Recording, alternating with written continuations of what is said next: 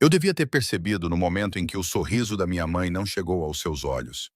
O restaurante era caro demais para um jantar de família casual. Toalhas de mesa brancas, lustres de cristal, a lançar uma luz fragmentada sobre rostos que eu conhecia a minha vida inteira. Rostos que de repente pareciam estranhos. O meu pai sentou-se na cabeceira da mesa. Os seus dedos tamborilavam contra a haste da sua taça de vinho. A minha irmã Vanessa não me olhava nos olhos. Então, disse a minha mãe, a sua voz tinha aquele tom particular que eu aprendi a temer quando era criança. Precisamos de discutir a tua situação. A minha situação? Como se a minha vida inteira pudesse ser reduzida a duas palavras cheias de desapontamento. Eu disse-vos que estou a tratar disso, disse eu, mantendo a voz firme mesmo com o pulso a martelar na minha garganta. O empréstimo para o negócio não foi aprovado, mas eu tenho outras opções.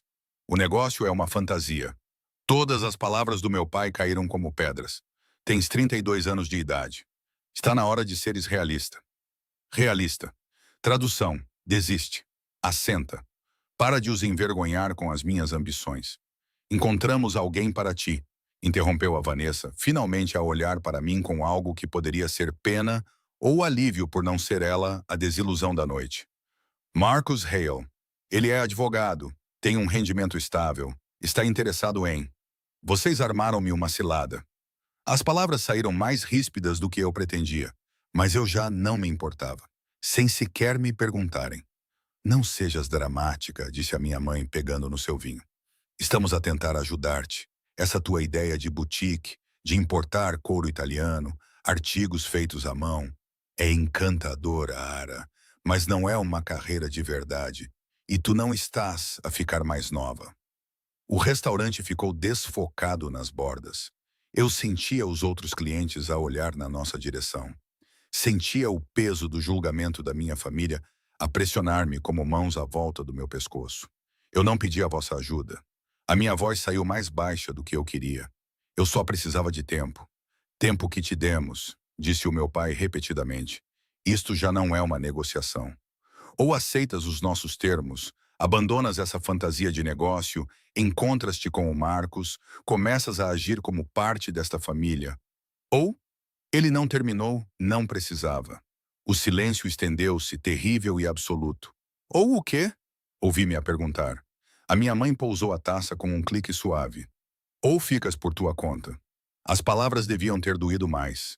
Talvez doessem mais tarde, quando o choque passasse e a realidade se instalasse. Mas naquele momento, tudo o que senti foi uma estranha dormência distante. Está bem, disse eu, levantando-me. As minhas pernas pareciam desligadas do meu corpo. Então, fico por minha conta. Não esperei por uma resposta. Não olhei para trás enquanto me afastava da mesa do jantar que eles tinham orquestrado como uma execução. Os meus saltos estalavam contra o mármore, demasiado altos no silêncio repentino. Eu sentia os olhos postos em mim. Os outros clientes, os funcionários, o fantasma da rapariga que eu costumava ser, que se teria desculpado, que teria ficado. O ar frio lá fora atingiu-me como uma bofetada. Novembro na cidade, cruel, cortante e implacável. Tinha deixado o meu casaco lá dentro. Não importava, eu não podia voltar. Nem agora, nem nunca. Andei às cegas, um quarteirão, dois, a minha respiração a embaciar no ar. O meu telemóvel vibrou. Provavelmente a minha mãe ou a Vanessa enviada para acalmar as coisas, para me lembrar do que eu estava a deitar fora. Eu não olhei. A rua abriu-se à minha frente, mais larga, mais escura, ladeada por edifícios cujas janelas brilhavam a ouro contra a noite. Tinha andado mais longe do que pensava. Este não era o meu bairro. Carros elegantes alinhavam-se nos passeios. O tipo de carros que custam mais do que o meu empréstimo falhado para o negócio. Eu devia voltar atrás. Continuei a andar. Foi então que ouvi o som inconfundível de um trinco de seguranças a ser destravado. Eu congelei. Continua a andar, disse uma voz das sombras de um beco à minha direita. Uma voz masculina e fria. E não olhes. O meu coração bateu com força contra as minhas costelas. O treino das aulas de autodefesa que tive há anos gritava para eu correr, para gritar, para fazer alguma coisa. Mas o meu corpo tinha se transformado em pedra. Então ouvi outra voz. Baixa, controlada, letal. Larga isso. 2 palavras. Foi tudo o que foi preciso. O primeiro homem praguejou, e eu ouvi o som de metal a cair no pavimento. Passos a correr, a desaparecer. Eu também devia ter corrido. Devia ter aproveitado a oportunidade e desaparecido na noite. Em vez disso, virei-me. Ele estava à entrada do beco, com as mãos nos bolsos de um casaco preto que provavelmente custava mais do que a minha renda. Alto, com mais de 1,80 m, com cabelo escuro penteado para trás num rosto que parecia saído de uma pintura renascentista. Maxilar definido, nariz reto, olhos tão escuros que pareciam negros na luz fraca. Olhos que estavam completamente fixos em mim. Anda sempre sozinha à noite com saltos de $1000. A sua voz combinava com a sua aparência. Suave, controlada, perigosa. Olhei para os meus sapatos. Não eram de $1000, mas era perto o suficiente para eu não o corrigir. Foi uma noite má, disse eu, e surpreendi-me por a minha voz ter funcionado. Algo mudou na sua expressão. Não era bem um sorriso. Consigo ver isso? Ele aproximou-se e eu reparei na forma como ele andava, como alguém que nunca teve medo de nada na vida. Um homem que era dono do chão debaixo dos seus pés e do ar à sua volta. Um carro parou junto ao passeio, preto, impecável, com vidros escuros o suficiente para serem ilegais. A porta de trás abriu-se. Entra, disse ele. Acho que não. O instinto de autopreservação finalmente apareceu. Tarde, mas presente. Aquele homem que fugiu. Ele inclinou a cabeça em direção ao beco. Ele vai voltar com amigos. Este não é o teu bairro, e tu pareces não pertencer aqui. Eu estou bem, estás a tremer. Eu estava. Não tinha reparado até ele o dizer. Ele aproximou-se mais. Perto o suficiente para eu sentir o cheiro do seu perfume. Algo escuro e caro que me fez ficar tonta. Ou talvez fosse medo ou choque. Ou o fato de a minha vida inteira ter implodido a 1 hora e eu estar numa esquina a discutir com um estranho que me tinha acabado de salvar de sabe-se lá o quê. Última oportunidade, disse ele suavemente. Entra no carro ou arrisca a tua sorte aqui fora. Eu devia ter me afastado. Devia ter chamado um táxi, ido para casa, trancado as portas e fingido que esta noite nunca tinha lá acontecido. Em vez disso, entrei no carro. Ele sentou-se ao meu lado, perto o suficiente para eu sentir o calor que irradiava dele, e a porta fechou-se com um som pesado e final. O motorista afastou-se do passeio sem perguntar por um destino. Para onde vamos? A minha voz saiu mais firme do que eu me sentia. Ele virou-se para me olhar de frente pela primeira vez, e algo naqueles olhos escuros fez-me suster a respiração. Isso, disse ele em voz baixa, depende inteiramente do que estás a fugir. O carro cheirava a couro e a perigo. Encostei-me à porta, criando a maior distância que a física permitia entre nós. A cidade passava pelas janelas escuras, luzes e sombras desfocadas que pareciam pertencer à vida de outra pessoa. Agora, eu não estou a fugir de nada, disse eu, embora ambos soubéssemos que era mentira. Ele não respondeu imediatamente, apenas me observou com aqueles olhos escuros e inquietantes, como se pudesse ler todos os pensamentos que eu já tive escritos na minha pele. O teu vestido é Valentino, disse ele finalmente. Da estação passada, mas ainda assim, no mínimo $500. Os teus sapatos são Louboutin, gastos no calcanhar, o que significa que já os tens há algum tempo. Estás a usar as pérolas da tua avó. Ele fez uma pausa. O fecho é vintage, vale mais do que tudo o que estás a usar combinado, mas não as vendes porque significam algo. A minha mão voou para o meu pescoço, os dedos a fecharem-se instintivamente à volta das pérolas. Como é que podes saber? A tua máscara de pestanas está borrada, continuou ele, a voz ainda com a mesma calma controlada. Estiveste a chorar, mas não por muito tempo. Talvez há 1 hora. A tua família acabou de te cortar relações durante o jantar. Ele recostou-se, aparentemente satisfeito com a sua avaliação. Estou perto? O ar saiu dos meus pulmões. Quem diabos és tu? Alguém que reconhece o desespero. Algo cintilou na sua expressão. Não era bem simpatia, mas também não era crueldade. E alguém que sabe como é quando o mundo de uma mulher desmorona. O carro virou para uma rua que eu não reconheci, mais estreita, mais escura. Os edifícios aqui eram mais antigos, elegantes de uma forma que falava de dinheiro antigo e segredos mais antigos. Para o carro, disse eu. Não, eu disse para o... Tu entraste de livre vontade, Ara. O meu nome na sua boca soou como uma invasão. Pode sair quando chegarmos. Como sabes o meu nome? O pânico subiu pela minha espinha, agudo e frio. Ele tirou o telemóvel do bolso, tocou no ecrã 2 vezes e virou-o para mim. Era uma foto do restaurante. Eu, de pé à mesa, com o rosto pálido e chocado. A minha família ainda sentada, a expressão da minha mãe esculpida em gelo. A marcação de tempo dizia 43 minutos atrás. Estavas no restaurante. A minha voz saiu seca. Estavas a observar-me. Eu estava a jantar. Ele corrigiu. Tu fizeste uma cena. As pessoas repararam. Então seguiste-me. Eu estava a sair quando te vi passar sozinha no bairro errado. Ele guardou o telemóvel no bolso. O homem com a arma já te estava a seguir. Eu apenas cheguei primeiro.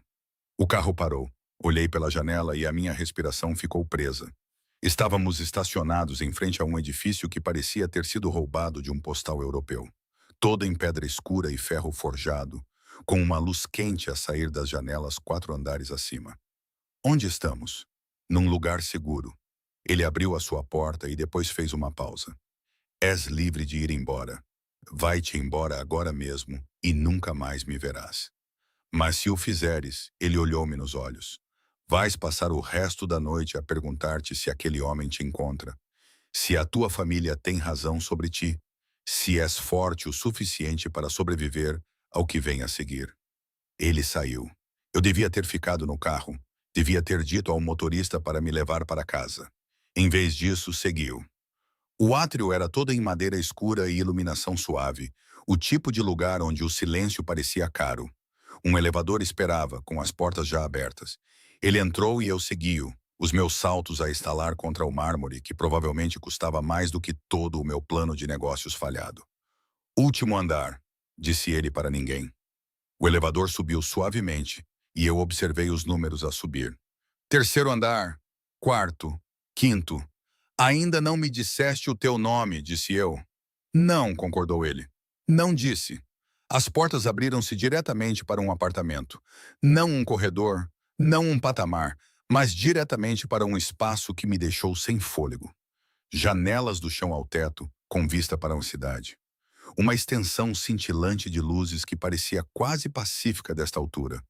Móveis escuros, arte cara, tudo preciso e controlado. Como ele. Ele tirou o casaco e colocou-o sobre uma cadeira. Depois foi para um carrinho de bar perto das janelas. Whisky. Eu não bebo com estranhos que me perseguem. Eu não te persegui. Eu salvei-te. Ele serviu 2 copos de qualquer maneira. Há uma diferença. Ah? Ele atravessou a sala até mim, estendendo um dos copos. De perto, à luz, consegui ver detalhes que me tinham escapado antes. Uma cicatriz fina ao longo do seu maxilar, a forma como a sua camisa assentava perfeitamente, como se tivesse sido feita para ele, a ausência completa de medo nos seus olhos. Este era um homem a quem nunca tinham dito não, a quem nunca tinham negado nada do que queria. E naquele momento, ele estava a olhar para mim como se eu fosse algo que ele queria muito. Eu peguei no copo. Os nossos dedos tocaram-se e uma eletricidade percorreu o meu braço. A tua família tem razão, sabes? Disse ele, indo para as janelas. A boutique não vai funcionar. Não da maneira que estás a planear. A raiva acendeu-se, quente e bem-vinda depois de horas de dormência. Tu não sabes nada sobre o meu negócio. Eu sei que precisas de 50 mil para cobrir a tua encomenda inicial de inventário de fornecedores em Florença e Milão. Sei que o teu banco rejeitou o teu pedido de empréstimo porque não tens garantias. Sei que tens estado a candidatar-te a investidores mais pequenos, mas ninguém quer arriscar numa mulher de 32 anos, sem experiência em negócios, a tentar entrar num mercado saturado. Ele virou-se para mim, e as luzes da cidade atrás dele faziam-no parecer algo esculpido em sombra.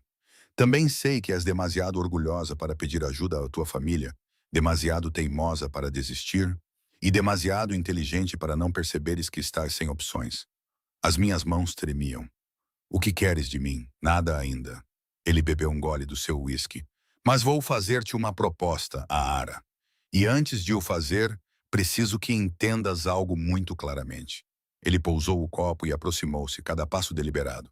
Eu não sou um bom homem, disse ele em voz baixa.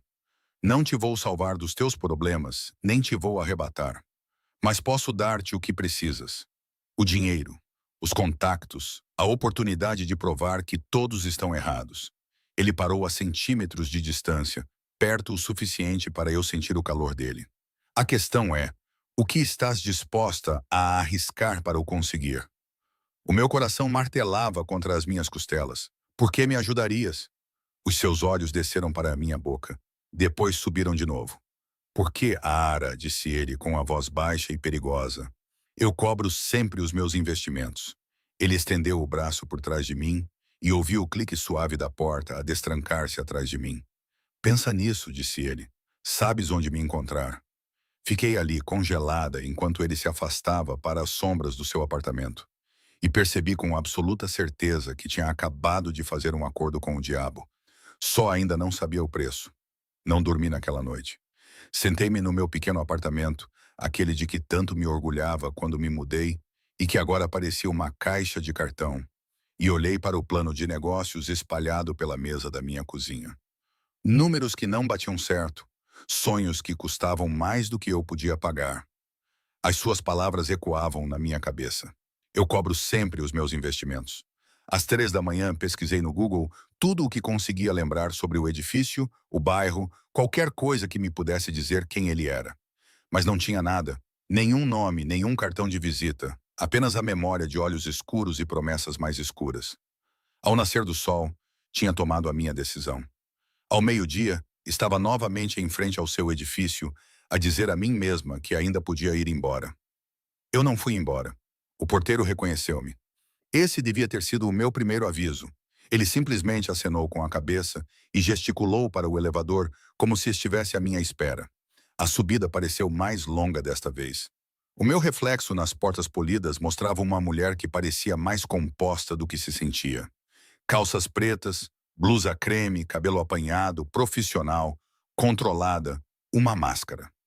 O elevador abriu-se diretamente para o seu apartamento novamente e ele estava de pé junto às janelas, com o telemóvel encostado ao ouvido. Ele levantou um dedo, espera, e continuou a sua conversa no que parecia ser italiano. Rápido, fluente, bonito e frio. Tão frio, ele estava a dar ordens. Eu não precisava de entender a língua para reconhecer o tom. Autoridade absoluta, sem espaço para negociação. Ele terminou a chamada e virou-se para mim. Voltaste. Ele não parecia surpreendido. Tenho perguntas? Claro que tens. Ele foi até ao carrinho de bar, serviu o café de uma cafeteira francesa que não estava lá na noite anterior. Pergunta. Quem és tu? Dante Moretti. Ele disse-o como se eu devesse reconhecer o nome.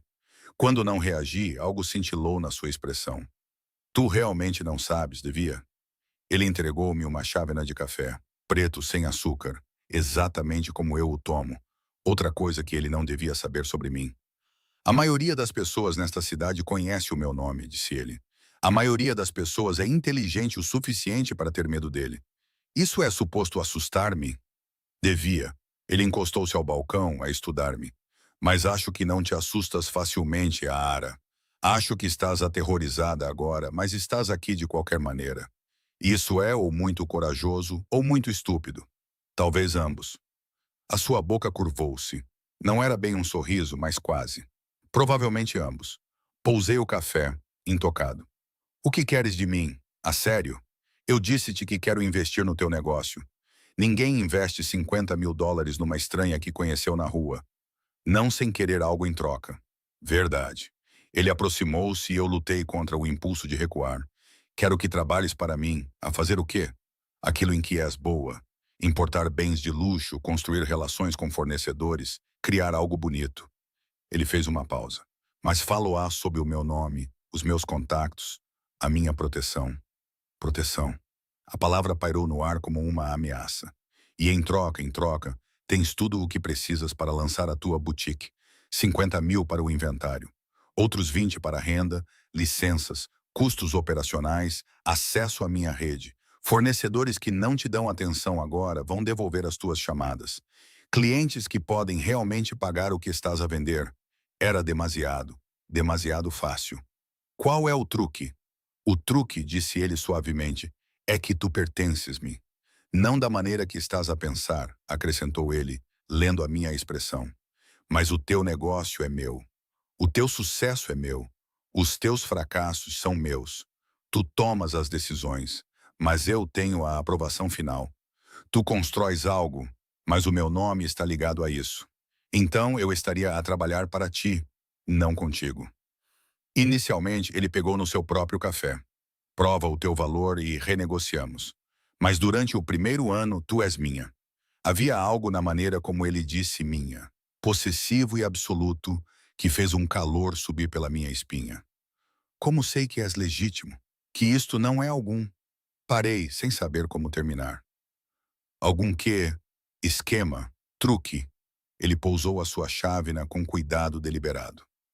Deixa-me mostrar-te algo. Ele foi até uma secretária perto das janelas e abriu um computador portátil, digitou brevemente e depois virou o ecrã para mim.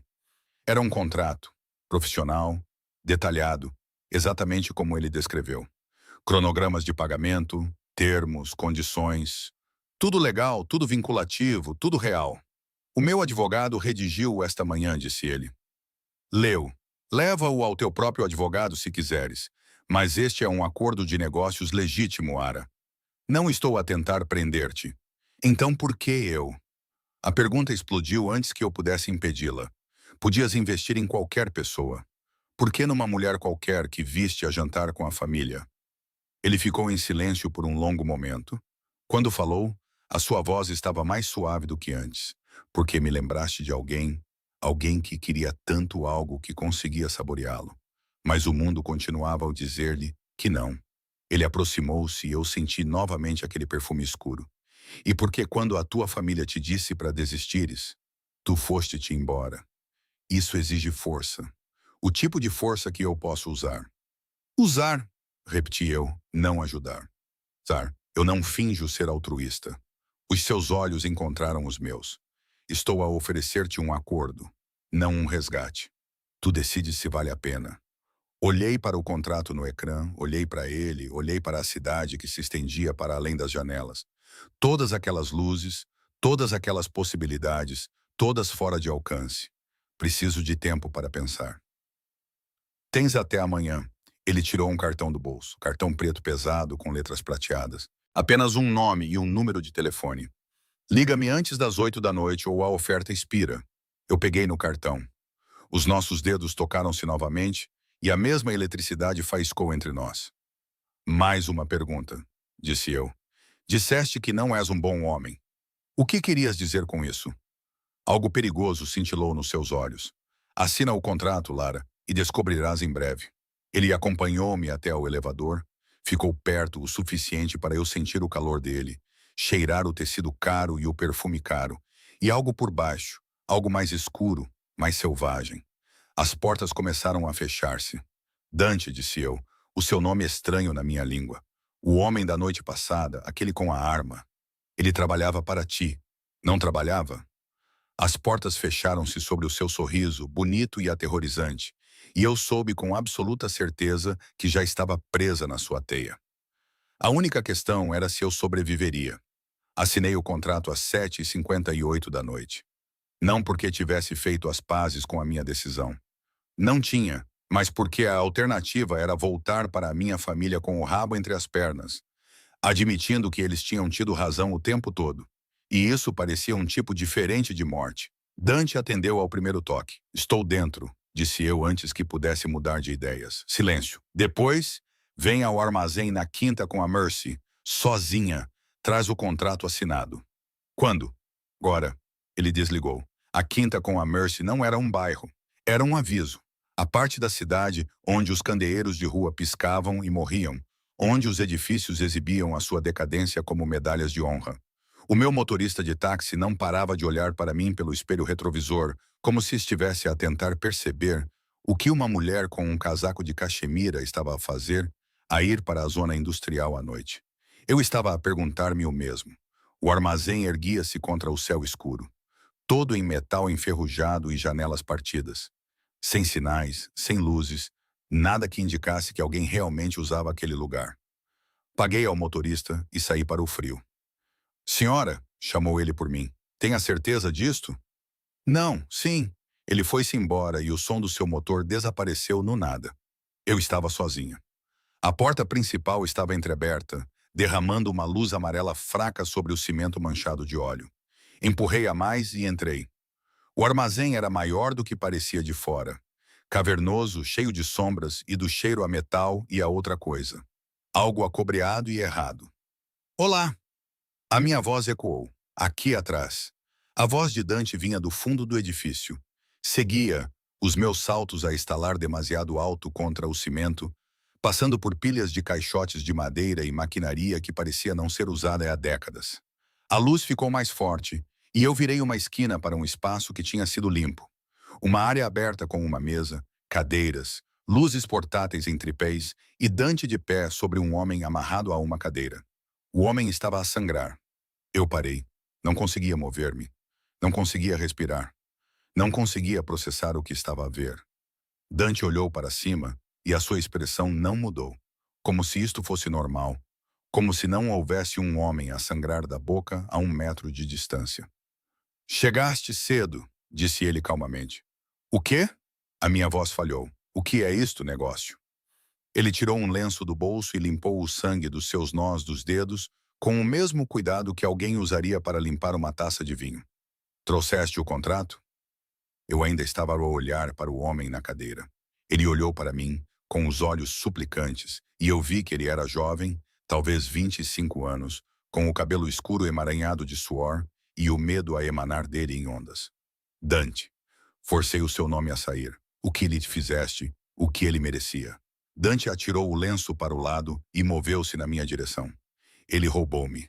$50.000. Coincidentemente, a mesma quantia que estou a investir em ti. Os números encaixaram-se na minha cabeça e a náusea revirou-me o estômago. Queres que eu veja isto? Sussurrei. Isto é um teste. Não. Ele parou à minha frente. Isto é clareza. Queria saber que tipo de homem eu sou. Agora sabes. Atrás dele, o homem na cadeira estava a chorar. Lágrimas silenciosas a escorrer pelo sangue no seu rosto. Deixa-o ir, disse eu. Não, Dante. Ele fez uma escolha, Ara. Ele sabia as consequências. A sua voz ainda tinha a mesma calma aterrorizante. Todos os que trabalham para mim conhecem as consequências. Eu ainda não trabalho para ti. Trabalhas? Ele inclinou a cabeça. Tu assinaste o contrato. Tu vieste aqui. Tu sabias o que eu era no momento em que te disse o meu nome. Apenas não querias acreditar. Ele tinha razão. Eu sabia a um certo nível. Sabia desde o início que Dante Moretti não era um empresário legítimo. Que o seu dinheiro vinha de lugares que eu não queria examinar de perto. Eu apenas tinha escolhido não olhar. Dá-me o contrato, disse ele suavemente. As minhas mãos tremiam enquanto eu tirava os papéis dobrados da minha mala. Ele pegou neles, examinou a página da assinatura e acenou com a cabeça. Bom. Ele tirou uma caneta do casaco e assinou o seu próprio nome com um floreado. Agora estamos ligados, legalmente e de outra forma. De outra forma. Ele aproximou-se e eu senti o cheiro a sangue por baixo do seu perfume agora. Vieste aqui sabendo o que ias encontrar. Talvez não isto exatamente, mas algo parecido. E vieste na mesma porque queres o que estou a oferecer mais do que queres manter-te limpa. Isso não é verdade, é? Ele estendeu a mão e colocou uma mecha de cabelo atrás da minha orelha. Um gesto tão gentil que tornou tudo o resto pior. Já não és inocente, Ara. No momento em que assinaste aquele papel, no momento em que entraste neste armazém, tornaste-te parte do meu mundo. Eu não sou como tu. Mas a minha voz tremeu. Ainda não. O seu polegar roçou na minha bochecha. Mas serás, ou vais quebrar. De qualquer forma, agora és minha. Atrás de nós, o homem na cadeira fez um som. Desesperado, quebrado. Afastei-me de Dante. O que vais fazer com ele? Isso depende. Ele virou-se de volta para o homem, casual como se estivesse a discutir o tempo. O Marco aqui vai dizer-me onde escondeu o meu dinheiro. Depois vai desaparecer por um tempo. Aprender a sua lição. E se ele não te disser, o sorriso de Dante era uma coisa bonita e terrível. Todos me dizem eventualmente.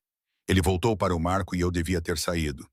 Devia ter fugido daquele armazém e nunca mais olhado para trás. Contrato ou não contrato? Em vez disso, fiquei. Observei enquanto Dante se agachava em frente ao homem aterrorizado. Observei enquanto ele falava demasiado baixo para eu ouvir.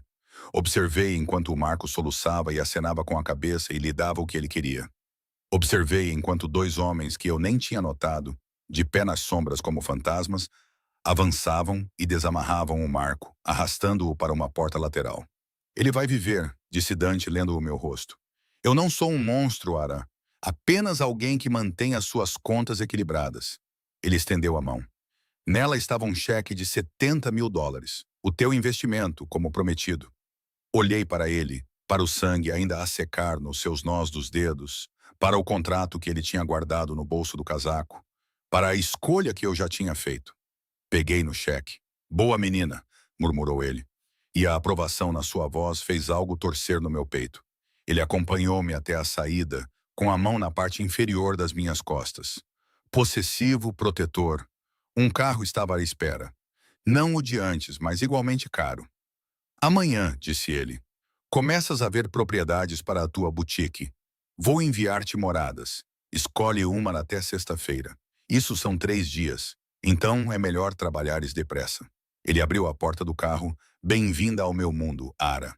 Entrei e, pela janela, observei-o a voltar para aquele armazém, de volta ao sangue e às sombras e à violência da qual ele me tinha acabado de tornar cúmplice.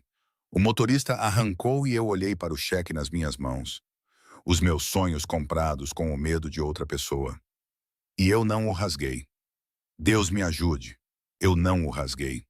O espaço da boutique era perfeito. Tijolo à vista, tetos altos, luz natural a entrar por janelas enormes que davam para a rua. Eu já conseguia ver artigos de couro expostos em prateleiras minimalistas, lenços italianos drapeados como arte, o cheiro de coisas caras e novos começos.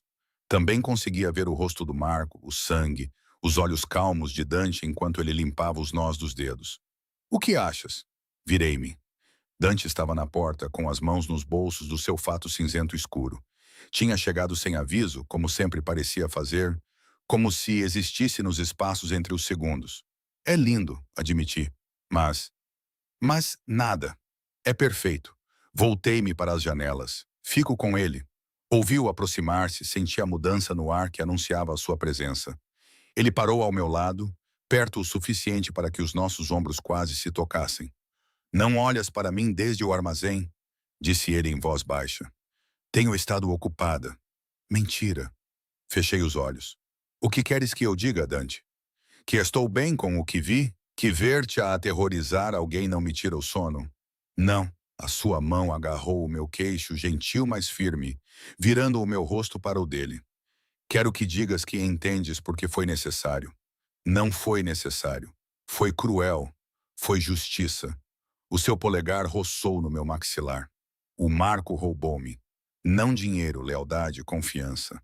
No meu mundo, isso é imperdoável. O teu mundo é bárbaro. O meu mundo, disse ele suavemente, é a razão pela qual estás neste espaço lindo, a escolher cores de tinta e a planear o teu futuro. Não podes beneficiar do que eu faço e fingir que estás acima disso. Ele tinha razão. Odiava que ele tivesse razão. Afastei-me do seu toque. Quando posso assinar o contrato de arrendamento? Algo cintilou nos seus olhos. Desapontamento, talvez, ou aprovação. Com Dante, era impossível dizer. O meu advogado está a tratar disso. Terás as chaves até segunda-feira. Ele moveu-se para o centro do espaço vazio, olhando para o teto. Isto costumava ser uma livraria de uma família, 3 gerações. Perderam-na durante a recessão. Como sabes isso? Eu comprei o edifício. Ele olhou para mim. Há 12 anos. Tenho estado à espera do inquilino certo. As implicações assentaram sobre mim como um peso. Tu tens estado a planear isto, a preparar isto? Tenho estado a preparar-me para oportunidades. Ele caminhou pelo perímetro da sala, os seus passos a ecoar. Quando vejo algo que quero, certifico-me de que estou em posição de o conseguir. É isso que eu sou? Algo que queres conseguir? Ele parou de andar, virou-se para me encarar de frente, e a intensidade no seu olhar fez-me suster a respiração. Achas que eu arranjei para que a tua família te renegasse? Para que o teu banco rejeitasse o teu empréstimo? Ele aproximou-se. Eu sou bom, Ara, mas não sou omnisciente. Tu criaste esta situação sozinha por seres demasiado orgulhosa, demasiado teimosa, demasiado determinada a fazer as coisas à tua maneira. Então por que ajudar-me? porque reconheci algo em ti. Ele estava perto agora. Perto o suficiente para eu ver reflexos âmbar nos seus olhos escuros. Algo que pensei ter perdido há muito tempo. Esperança. A palavra parecia errada vinda dele. Demasiado suave, demasiado vulnerável. Não pareces alguém que precisa de esperança, disse eu. Não preciso, mas gosto de olhar para ela. A sua mão subiu, os dedos a entrelaçarem-se no meu cabelo num gesto que parecia ao mesmo tempo terno e possessivo. Gosto de me lembrar de como é. O meu coração martelava. Dante, não vou pedir desculpa pelo que viste, disse ele. Não te vou mentir e não vou fingir ser algo que não sou, mas preciso que entendas. Tudo o que faço, faço por uma razão. E neste momento, a minha razão está à minha frente, a olhar para mim como se eu fosse um monstro quando tudo o que eu quero. Ele parou, fechou os olhos brevemente, como se estivesse a lutar contra algo.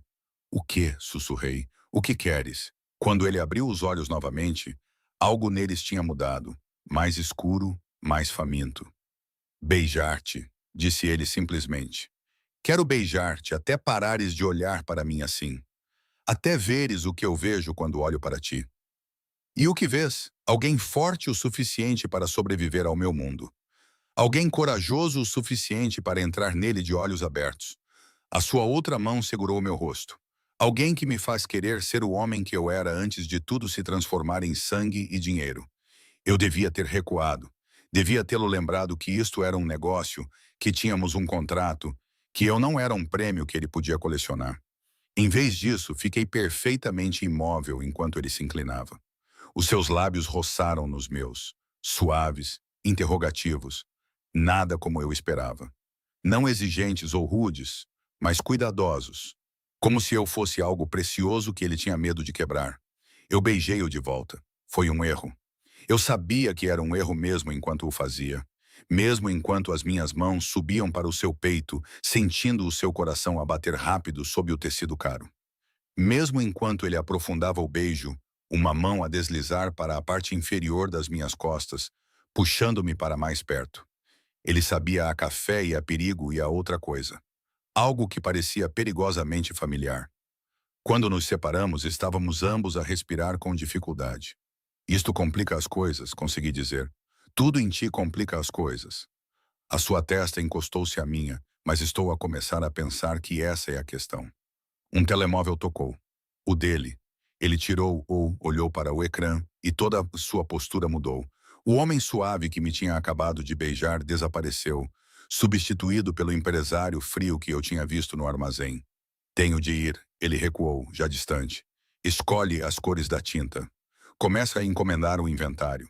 Amanhã peço à minha assistente para te enviar os contactos dos fornecedores. Dante, e ele parou a porta. Tranca as tuas portas esta noite. Não atendas se não reconheceres o número. E se alguém perguntar por mim, tu não sabes de nada. O medo atravessou-me. Por quê? O que se passa? Nada com que precises de te preocupar ainda. Mas a sua expressão dizia o contrário. Apenas confia em mim. Ele foi-se embora antes que eu pudesse responder. Fiquei na boutique vazia, os meus lábios ainda a formigar do seu beijo, e percebi que tinha acabado de cruzar outra linha que não podia descruzar. O meu telemóvel vibrou. Uma mensagem de um número desconhecido.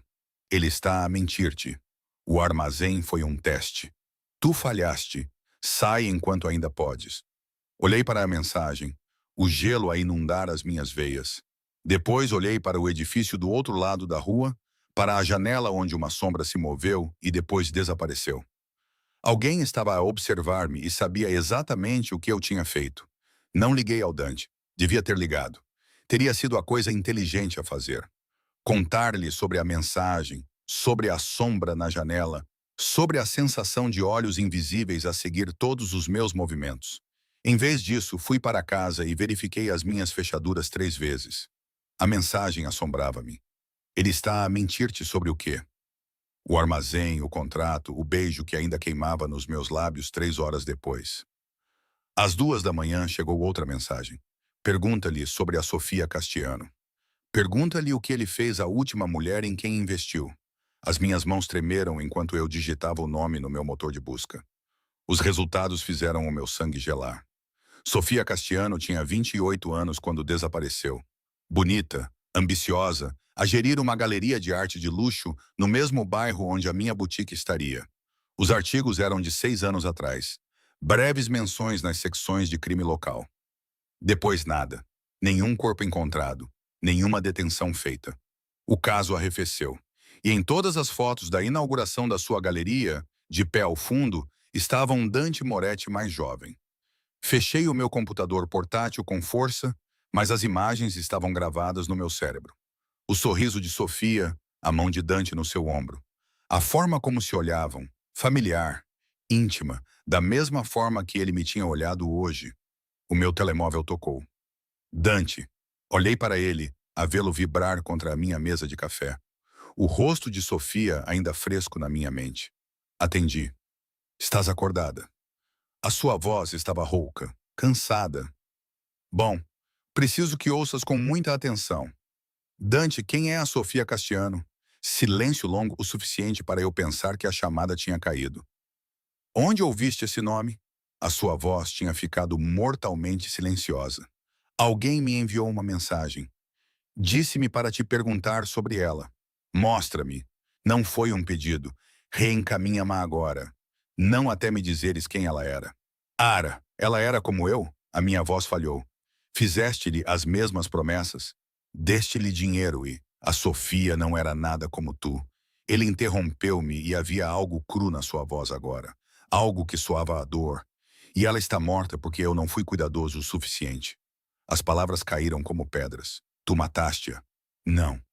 Uma pausa, mas era como se tivesse sido. Ouvi movimento do lado dele, passos, uma porta a fechar-se. Quando ele falou novamente, a sua voz estava mais próxima, mais íntima. Estou a ir ter contigo. Não abras a porta a mais ninguém. Não respondas a mais nenhuma mensagem. E uma pausa. Desculpa. Ele desligou. Sentei-me no meu apartamento escuro, a agarrar o meu telemóvel, a tentar processar o que ele tinha acabado de dizer. A Sofia estava morta. O Dante culpava-se e alguém estava a usá-la para me avisar, para me afastar ou para me fazer confiar menos nele. Ou para. Uma batida na minha porta fez-me saltar. Sou eu, a voz de Dante abafada pela madeira. Espreitei pelo olho mágico. Ele estava no corredor, ainda de fato, mas agora desalinhado, gravata solta, cabelo penteado para trás como se tivesse passado as mãos por ele. Abri a porta. Ele entrou e trancou-a atrás de si, depois tirou o telemóvel. Mostra-me as mensagens. Entreguei-lhe o meu telemóvel, observei o seu maxilar a apertar-se enquanto ele lia. Este número? Ele olhou para cima. Respondeste? Não.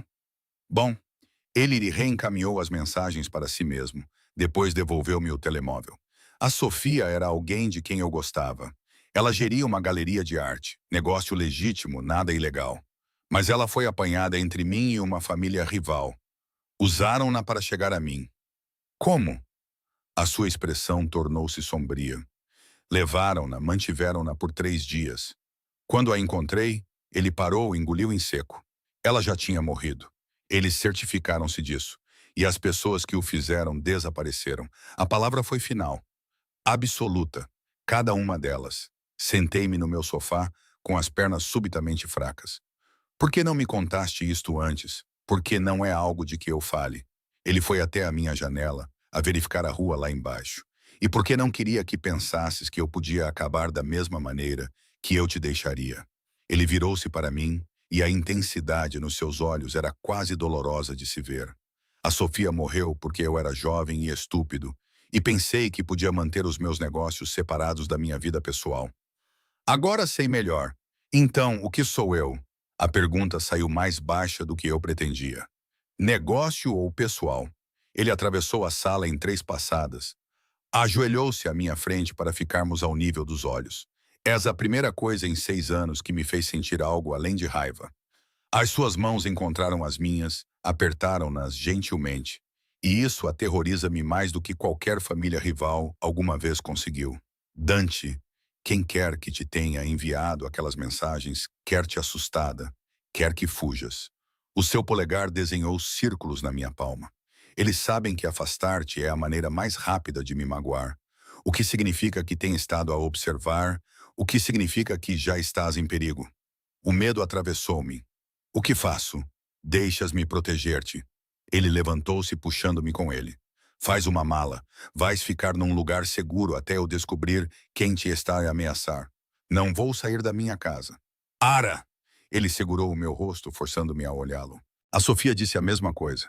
Ela pensava que estava segura, pensava que eu estava a ser paranoico. E eu deixei-a convencer-me porque não queria que ela pensasse que eu a estava a controlar. A sua voz falhou na última palavra. Não vou cometer esse erro novamente. Eu queria discutir, queria insistir que conseguia tomar conta de mim mesma, que não era uma donzela que precisava de ser resgatada. Mas eu tinha visto o armazém, visto do que o Dante era capaz, visto a violência casual do seu mundo. E se alguém quisesse magoar-me para chegar a ele, eu não teria a menor hipótese. Onde? Perguntei. O alívio inundou as suas feições. Num lugar que ninguém conhece. Num lugar que nem os meus próprios homens conseguem encontrar. Ele ajudou-me a fazer as malas, eficiente, cuidadoso, a verificar cada janela e sombra.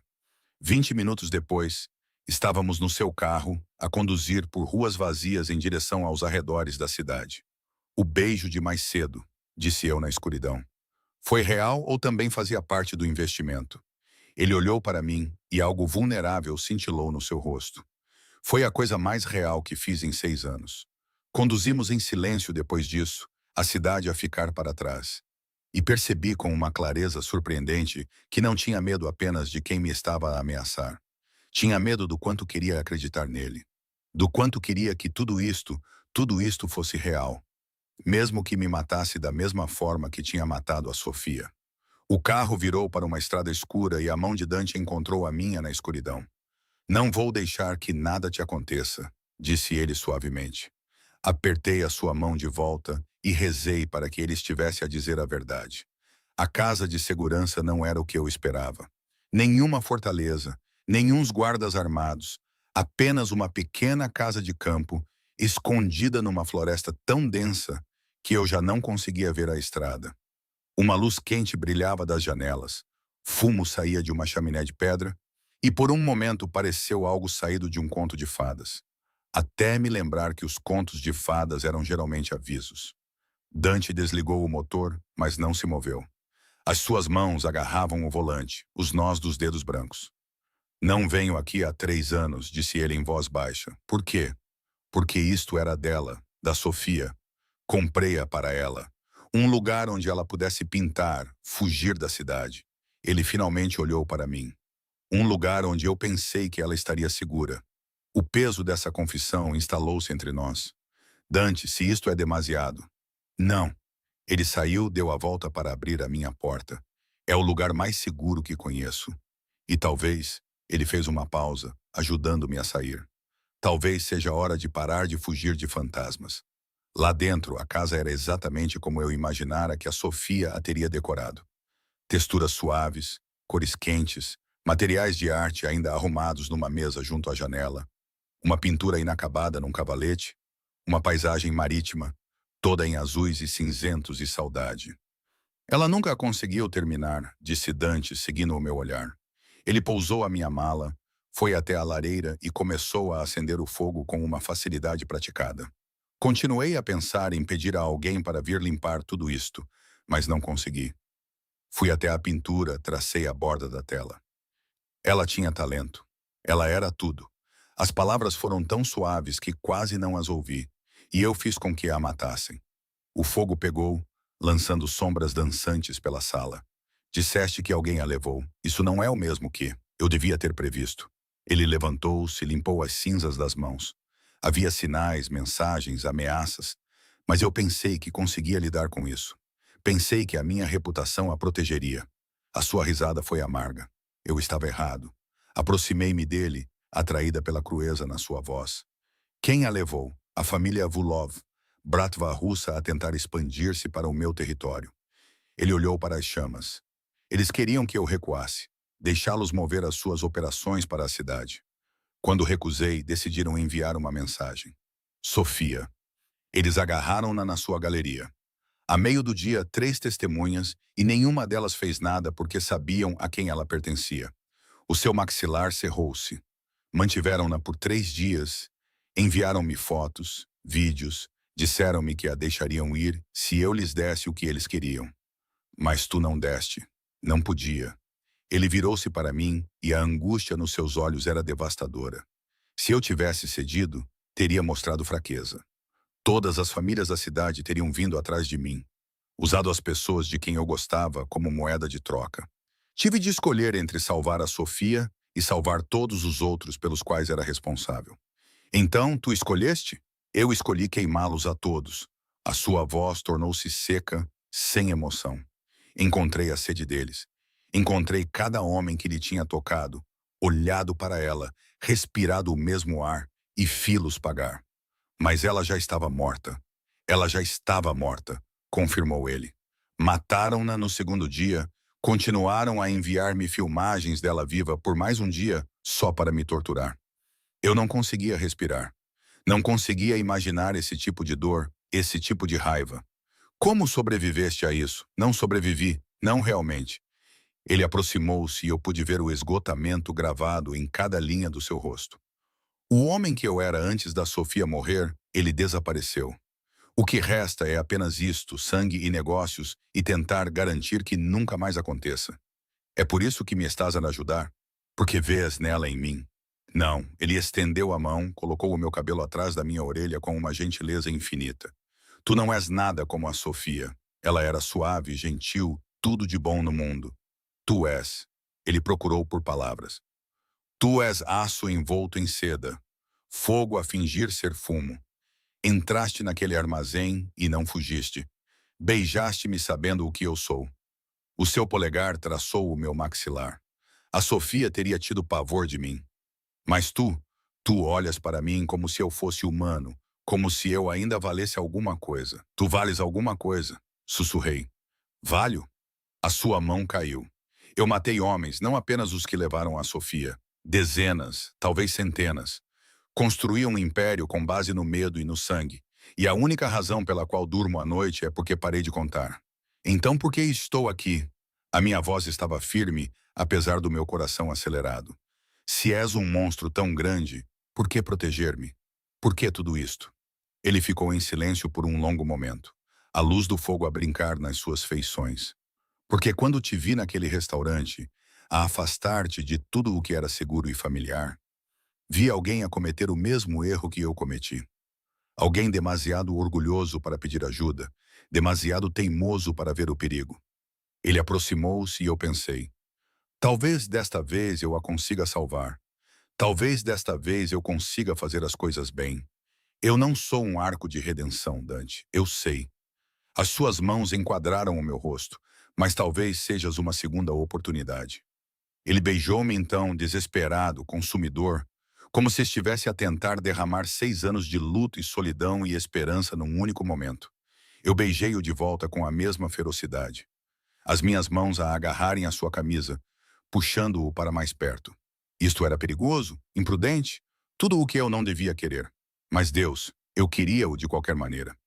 Separamo-nos, a respirar com dificuldade, e ele encostou a sua testa na minha. Não vou deixar que o que aconteceu a Sofia te aconteça, disse ele. Custe o que custar, quem quer que eu tenha de matar. Dante, vidro estilhaçou-se. A janela explodiu para dentro e senti o Dante a atirar-me ao chão enquanto os tiros irrompiam. As balas rasgaram a casa, estilhaçando madeira, destruindo a pintura da Sofia, os seus móveis, a sua memória. Dante cobriu o meu corpo com o seu, uma mão a proteger a minha cabeça. Fica embaixo, rosnou ele. Depois rolou para o lado e tirou uma arma de um lugar que eu não tinha visto. Ele disparou de volta pela janela partida. 3 tiros, precisos e mortais. O silêncio instalou-se. Ele foi até a janela. Arma levantada a verificar. Depois o seu telemóvel estava fora. Italiano rápido para o receptor. Temos de ir, disse ele, puxando-me para cima. Agora. Quem era? Vulov. O seu rosto estava esculpido em pedra. Afinal, não estão todos mortos. Ele agarrou na minha mala com uma mão, manteve a arma na outra e puxou-me em direção à porta dos fundos. E ele olhou para mim e a escuridão nos seus olhos fez o meu sangue gelar. Agora vês o que amar-me realmente custa. Corremos para a noite e atrás de nós, a casa da Sofia, o seu refúgio, a sua memória, começou a arder. Não paramos de correr até chegarmos a uma estrada secundária, onde um jipe preto já estava à espera. Dante empurrou-me para o banco de trás, entrou ao meu lado e o motorista arrancou antes de a porta fechar completamente, sem perguntas, sem explicações necessárias. Foi então que comecei a tremer. Respira. A mão de Dante estava nas minhas costas, firme e quente. Apenas respira, mas eu não conseguia. Não conseguia respirar fundo. Não conseguia parar de ver a janela a explodir. Não conseguia deixar de ouvir o som das balas a rasgar a madeira e a memória. Eu podia ter morrido. As palavras saíram quebradas. Podíamos, mas não morremos. Ele puxou-me contra o seu peito, uma mão no meu cabelo, a manter-me inteira enquanto eu desmoronava. Eu estou aqui. Eu estou aqui. Pressionei o meu rosto contra a sua camisa e deixei-me quebrar. Todo o medo que eu tinha estado a reprimir desde o armazém, desde as mensagens, desde que tinha assinado aquele maldito contrato, tudo veio à tona em soluços e lágrimas que eu não conseguia controlar. Ele abraçou-me durante tudo. Não me disse para me acalmar. Não prometeu que tudo ficaria bem. Apenas me abraçou.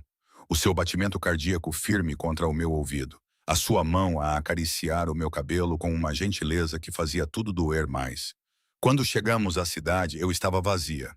Para onde vamos? A minha voz era a minha casa. A penthouse. Ele ainda me estava a abraçar. Não me tinha largado. É uma fortaleza. Segurança 24 horas. Vidro à prova de bala. Guardas em quem confio a minha vida. Disseste que a Sofia também estava segura. As suas mãos pararam. Eu sei, e eu estava errado, mas não estou errado sobre isto. Ele inclinou o meu queixo para cima, forçando-me a olhá-lo. Eu não te vou perder, entendes? Eu incendeio esta cidade inteira antes de deixar que te toquem. A certeza na sua voz devia ter me assustado. Em vez disso, fez-me sentir mais segura do que me sentia há dias. A penthouse era exatamente o que eu esperava. Elegante, moderna, estéril. Janelas do chão ao teto com vista para a cidade. Móveis caros que pareciam nunca ter sido usados. Arte nas paredes que provavelmente custava mais do que todo o meu empréstimo falhado para o negócio. Não parecia nada com o Dante. O quarto de hóspedes é no fundo do corredor, disse ele, pousando a minha mala. Tudo o que precisas deve estar lá. Se não, onde dormes? Ele fez uma pausa, surpreendido. Quarto principal, do outro lado do apartamento. Mostra-me. Algo cintilou nos seus olhos. Ara, não quero ficar sozinha esta noite. A admissão custou-me, mas forcei-a a sair de qualquer maneira. Por favor. Ele estudou o meu rosto por um longo momento, depois acenou com a cabeça. O seu quarto era diferente do resto do apartamento. Mais escuro, mais vivido.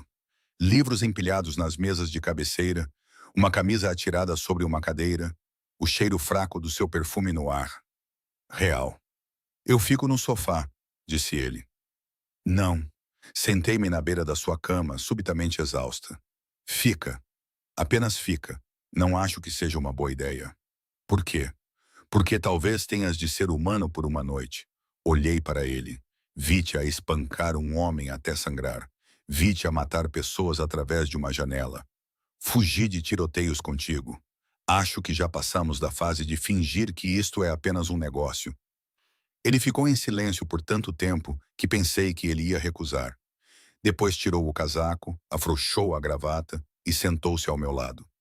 A Sofia costumava dizer a mesma coisa, disse ele em voz baixa, que eu passava tanto tempo a ser o que todos precisavam que eu fosse, que me esquecia de como ser eu mesmo.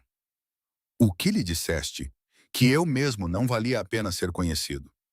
Ele olhou para mim. Ela discordou. Eu também. A sua mão encontrou a minha, os dedos a entrelaçarem-se nos meus. Não sabes o que estás a dizer, não sabes o que eu fiz. Então conta-me. Virei-me para o encarar de frente. Chega de segredos, chega de meias-verdades. Se estou nisto, se estou a arriscar a minha vida só por estar perto de ti, mereço saber tudo. Ele ficou em silêncio por um longo momento. Depois, eu tinha 17 anos quando matei o meu primeiro homem. As palavras pairaram no ar entre nós. O meu pai geria o negócio da família, importação e exportação. principalmente legal, com o suficiente de ilegal para manter as coisas interessantes. Ele era bom nisso. Mantinha todos felizes, todas as famílias em equilíbrio. O seu maxilar cerrou-se. Depois os Volkovs decidiram que queriam mais. Foram à nossa casa, puseram uma arma na cabeça da minha mãe e disseram ao meu pai para entregar os seus territórios ou vê-la morrer. O que ele fez? Entregou-os. Tudo. 40 anos de construção desapareceram numa noite. A voz de Dante estava oca. Eles mataram-na na mesmo à nossa frente. Depois mataram-no a ele. Dante, eu estava escondido no armário. Vi tudo através de uma fresta na porta. E eu sabia que se ficasse escondido, se ficasse seguro, eles seriam donos de mim para sempre. Ele olhou para mim. Então eu saí, peguei na arma do meu pai e matei o homem que matou a minha mãe. Eras uma criança. Eu era um sobrevivente. O seu polegar desenhou padrões na minha palma. Depois disso, o meu tio assumiu. Reconstruiu tudo o que o meu pai perdeu. Ensinou-me a ser implacável, a fazer as pessoas temerem-me, a transformar o luto em poder. Quando fiz 25 anos, eu comandava toda a operação. Aos 30, já tinha eliminado todas as famílias que nos tinham desafiado. Exceto os Volkovs. Exceto os Volkovs. A sua expressão escureceu. Eles desapareceram depois da Sofia. Espalharam-se. Pensei que os tinha matado a todos, mas obviamente ele gesticulou para a janela. As baratas sobrevivem sempre. Eu devia estar aterrorizada. Devia ter fugido deste quarto, deste homem, desta vida que ele me estava a oferecer. Em vez disso, encostei a minha cabeça no seu ombro. Lamento, disse eu, pelos teus pais, pela Sofia, por tudo. Não tenhas pena de mim. O seu braço envolveu-me, puxando-me para mais perto. Eu fiz as minhas escolhas. Vivo com elas. Arrependes-te? De alguma coisa? Ele ficou em silêncio então. Arrependo-me da Sofia. Arrependo-me de não a ter protegido. Mas o resto? Ele pressionou os lábios no meu cabelo. Não, porque me trouxe aqui. A ti. Sentamo-nos em silêncio. A cidade a brilhar para além das janelas. O perigo à espreita, algures naquelas luzes. O que acontece agora? Perguntei. Agora descubro quem está a ajudar os Volkovs. Alguém lhes disse onde era aquela casa. Alguém próximo de mim. A sua voz tornou-se fria. E quando os encontrar, vou fazê-los desejar nunca ter nascido. E eu? Tu ficas aqui, segura, até isto acabar. Afastei-me para olhá-lo. Por quanto tempo? O tempo que for preciso. Isso não é uma resposta, é a única que tenho. Ele segurou o meu rosto. Não te posso perder, Ara. Não como a perdi a ela. Não sobreviveria a isso novamente. Beijei-o então, suave, cuidadoso, uma promessa que não tinha a certeza de poder cumprir. Então não me percas, sussurrei contra os seus lábios. Ele beijou-me de volta, mais fundo desta vez, puxando-me para o seu colo. As suas mãos emaranharam-se no meu cabelo. Os meus dedos agarraram os seus ombros. E por um momento, o mundo reduziu-se apenas a este calor e desejo e a necessidade desesperada de me sentir viva depois de ter estado tão perto da morte. Caímos na sua cama, ainda a beijar-nos, e senti-o hesitar. Não temos de. Eu quero, disse eu. Eu quero isto. Eu quero-te a ti. Os seus olhos procuraram os meus, à procura de dúvida. Ele não encontraria nenhuma. Não esta noite. Acordei com a luz do sol a entrar pelo vidro à prova de bala e o braço de Dante pesado sobre a minha cintura. Por um momento deixei-me fingir que isto era normal. Que eu era apenas uma mulher a acordar ao lado de um homem por quem me estava a apaixonar num belo apartamento com um futuro inteiro pela frente. Então a realidade voltou com força. A casa a arder, os tiros, os Volkovs, o fantasma da Sofia ainda a assombrar cada canto da vida de Dante. E eu envolvida em tudo isso, marcada por associação. Estás a pensar demasiado alto. A voz de Dante estava rouca de sono. O seu braço apertou-se à minha volta, puxando-me de volta contra o seu peito. Consigo ouvir o teu pânico daqui. Não estou em pânico. Mentira. Os seus lábios roçaram no meu ombro. O que se passa? Ontem à noite. Virei-me para o encarar. À luz da manhã, ele parecia mais jovem de alguma forma. Vulnerável. Acabamos de tornar tudo mais complicado? Provavelmente. A sua mão desenhou padrões na minha anca. Arrependes-te? Pensei na forma como ele me tinha tocado. Reverente, cuidadoso, como se eu fosse algo precioso. Na forma como ele tinha sussurrado o meu nome na escuridão.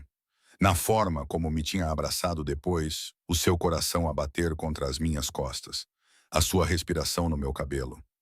Não, disse eu, mas estou aterrorizada com o que isso significa.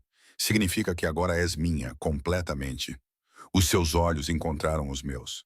Não por causa do contrato, ou do dinheiro, ou do negócio, mas porque nunca te vou deixar ir. Isso não é romântico, Dante. Isso é possessivo. Eu sei. Ele beijou-me lenta e profundamente, mas eu deixei de fingir ser um bom homem há muito tempo. O seu telemóvel vibrou, áspero e insistente.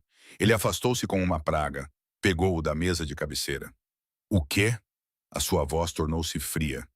Todos os vestígios de suavidade desapareceram. Quando? Quantos? Não. Mantenham-no vivo. Quero falar com ele pessoalmente. Ele desligou, já se estava a levantar da cama. O que aconteceu? Encontraram o atirador da noite passada. Ele está no armazém. Dante estava a vestir-se com eficiência militar e está pronto para falar. O medo atravessou-me. Vais? Sim. Ele não olhou para mim. Fica aqui. Não saias do apartamento. Não abras a porta a ninguém exceto ao Marco. Marco, o homem do armazém. Ele trabalha para mim agora. Aprendeu a sua lição. Dante pegou no seu casaco, verificou a sua arma. Ele deve-me a vida. Ele vai proteger-te com ela. Dante, espera. Enrolei o lençol à minha volta, segui-o até a porta do quarto. E se for uma armadilha? E se eles quiserem que tu vás? Então terão o que querem. A sua expressão estava esculpida em gelo, mas não vão gostar do que vem com isso. Ele beijou-me uma vez, forte, possessivo, final, e foi-se embora.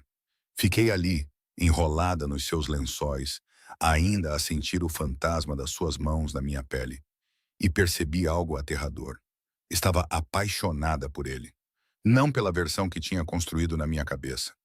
O benfeitor perigoso, o investimento complicado, o ele real, o homem que me tinha abraçado durante a minha crise, que tinha partilhado as suas piores memórias, que tinha feito amor comigo como se eu fosse a única coisa que o mantinha humano.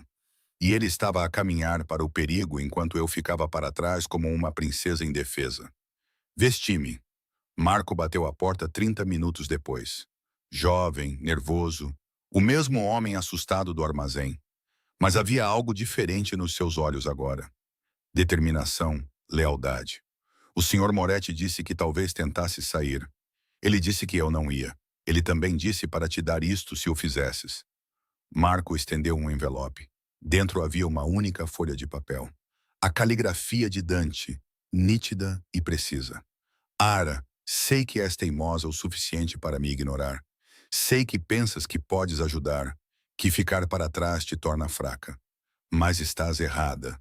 A coisa mais forte que já fizeste foi confiar em mim o suficiente para adormeceres nos meus braços na noite passada. A coisa mais corajosa é deixares-me proteger-te agora. A Sofia morreu porque a trouxe para o meu mundo a pensar que o amor era suficiente. Não era. Ela precisava de distância, segurança, uma vida separada da minha. Eu não lhe dei isso. Estou a dar-te a ti. Fica segura. Constrói a tua boutique. Sê a mulher que se afasta das mesas de jantar e não olha para trás. Essa é a mulher que preciso que sejas, porque se tu morreres, eu morro contigo. E tenho demasiadas pessoas que ainda precisam que eu seja um monstro.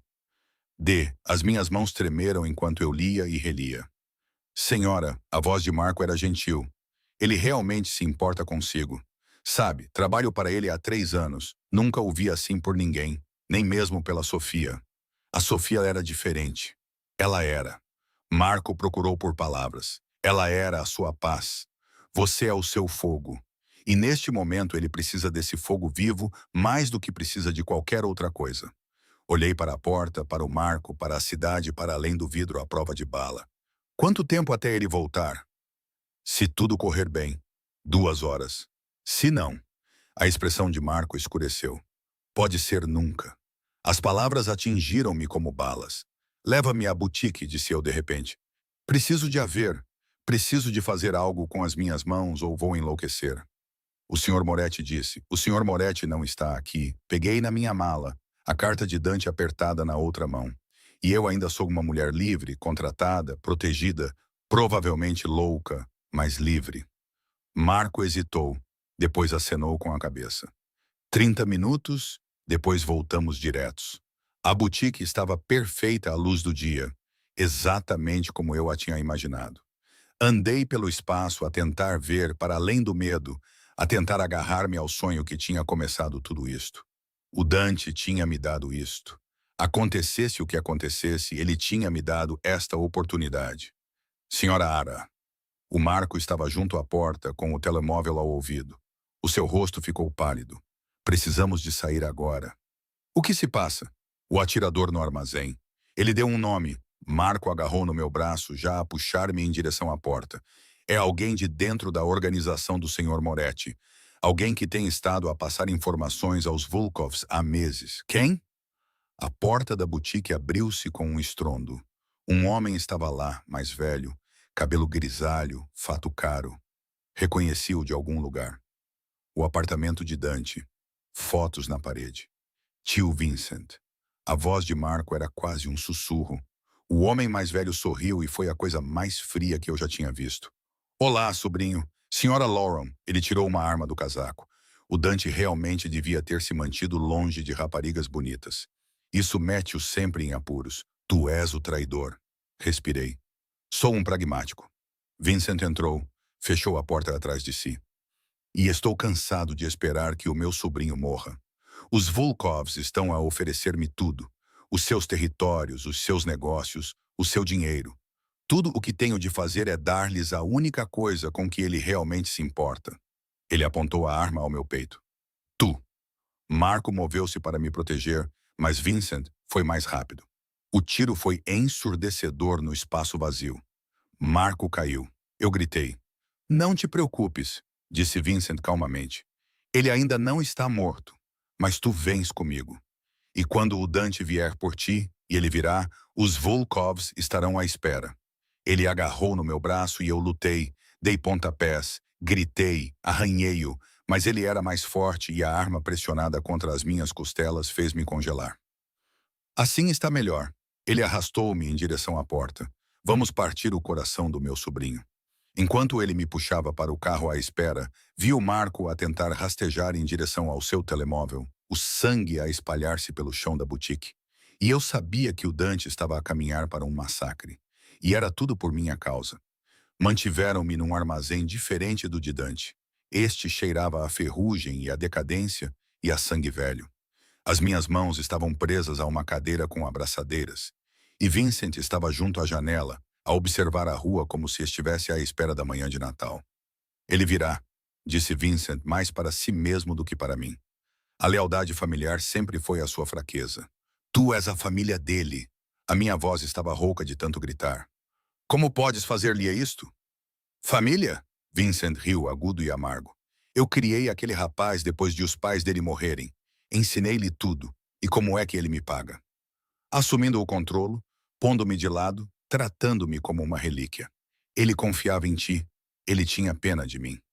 Vincent virou-se e eu vi os anos de ressentimento gravados no seu rosto. Tudo o que eu construí, ele leva o crédito.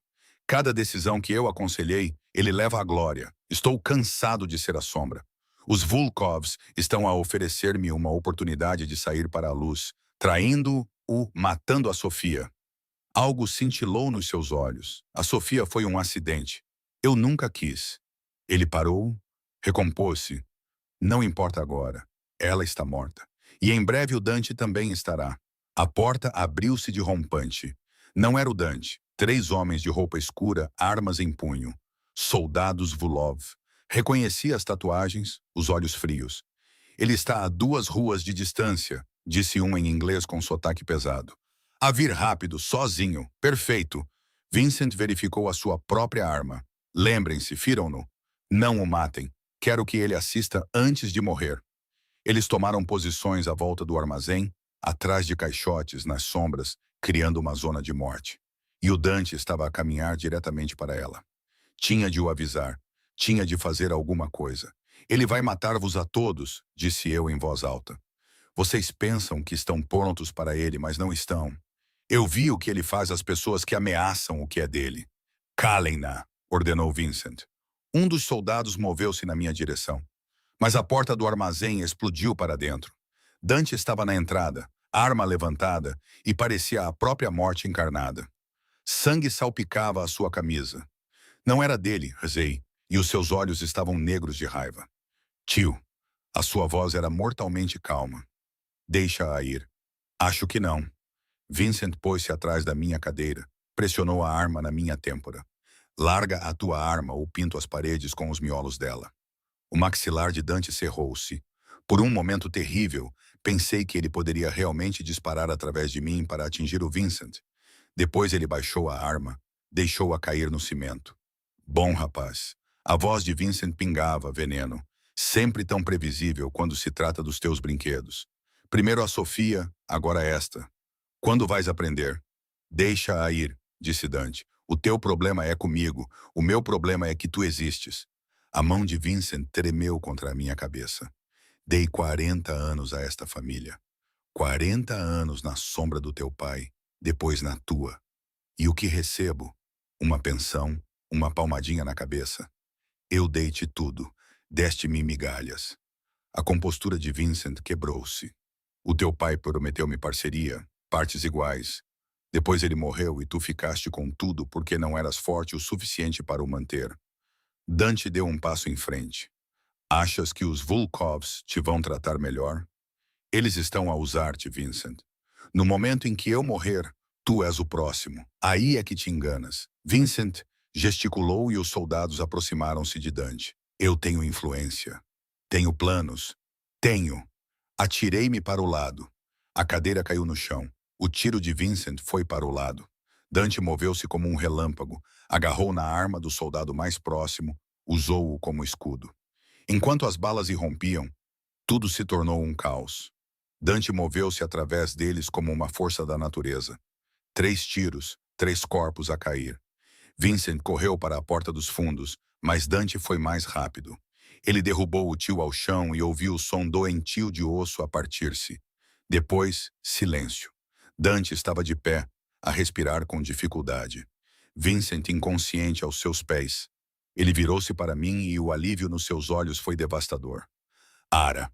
Ele estava ao meu lado em segundos, a cortar as abraçadeiras, a verificar se eu tinha ferimentos. Estás ferida? Eles. Estou bem. A minha voz quebrou. O Marco. O Vincent disparou. O Marco na boutique. Ele está vivo, em cirurgia. Dante puxou-me contra o seu peito e sentiu-o a tremer. Quando voltei e não te encontrei, pensei. Ele não conseguiu terminar. Eu sei. Abracei-o com a mesma força. Desculpa. Devia ter ouvido. Não. Ele afastou-se e segurou o meu rosto. Tinhas razão. Não te posso manter trancada.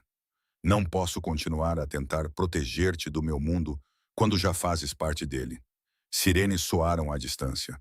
Polícia, ambulâncias, os seus próprios homens a chegar como reforços. O que acontece agora? Perguntei. Ele olhou para a forma inconsciente de Vincent, para os corpos dos soldados Volov, para o sangue e a violência que nunca desapareceriam completamente. Agora limpo a confusão da minha família. Ele beijou a minha testa. E depois faço algo que devia ter feito há semanas. 3 meses depois, a boutique abriu. Era tudo o que eu sonhava. Artigos de couro de Florença, lenços de seda de Milão, joias de pequenos artesãos que descobri através dos contactos de Dante. O tipo de espaço bonito e curado onde cada item contava uma história. A imprensa adorou. Os clientes adoraram. Eu tinha conseguido. Construído algo real. Algo meu. Bem, principalmente meu. O nome de Dante estava nos papéis. O seu dinheiro nas contas, mas ele tinha mantido a sua promessa. Eu tomava as decisões. Ele apenas garantia que eu tinha os recursos para as tomar bem. Vincent estava na prisão, a aguardar julgamento. Os Volovs restantes tinham se espalhado depois de Dante ter desmantelado sistematicamente a sua operação. O Marco tinha sobrevivido, estava agora a fazer a segurança da boutique, a cochear mas leal. E o Dante, o sino da porta tocou. Levantei o olhar de um expositor para o ver a entrar, com as mãos nos bolsos, com um ar impossivelmente bonito na luz do final da tarde. A fechar mais cedo? Perguntou ele. Talvez. Dei a volta ao balcão. O que tinhas em mente? Ele tirou uma pequena caixa do casaco, de veludo antiga. O meu coração parou. Sei que isto é complicado, disse ele. Sei que não sou o que sonhaste quando imaginaste o teu futuro. Sou violento, perigoso, provavelmente amaldiçoado. Mas ele abriu a caixa, revelando um anel que me tirou o fôlego. Tu fazes-me querer ser melhor. Não perfeito, apenas melhor. Dante, não te posso prometer o normal. Não te posso prometer segurança. Mas posso prometer que todos os dias, pelo resto da minha vida, vou escolher-te, proteger-te, amar-te com tudo o que me resta. Ele ajoelhou-se e as lágrimas turvaram a minha visão. Casa comigo. Constrói uma vida comigo. Mostra-me que o amor nem sempre acaba em cinzas. Pensei em tudo o que nos tinha trazido até aqui. A violência, o medo, os segredos e o sangue, e as escolhas impossíveis. Pensei na forma como ele me abraçou na escuridão, na forma como me deu o meu sonho, na forma como me deixou ver as suas partes quebradas e confiou em mim para não fugir. Sim, sussurrei. Sim.